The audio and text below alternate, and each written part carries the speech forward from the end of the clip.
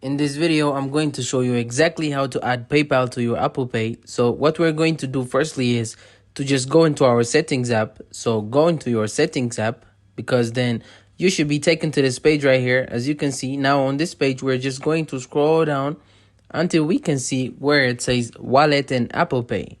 So I'm going to click on Wallet and Apple Pay now. In here, as you can see, we get to this page right here where you can see all of your cards that's currently connected to Apple Pay. But we're going to click on Add Card here because it's a new card, right? So I'm going to click on Add Card, just going to load them perfect. As you can see, we get to this page now and we get two optional in here, debit or credit card, but also travel card.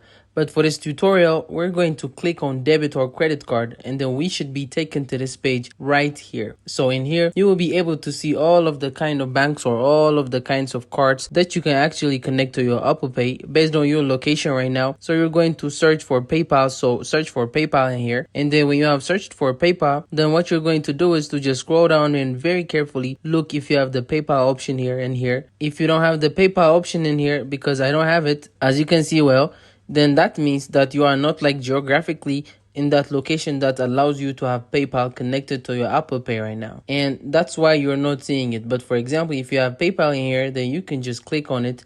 And then the next step is going to be for you to either scan your card or enter the details manually. Basically, so you can just enter manually if you have all the details, and then you'll be able to add your PayPal card to your Apple Pay. So let me know in the comments below, maybe if you have any question, and I will try to answer as many as I can.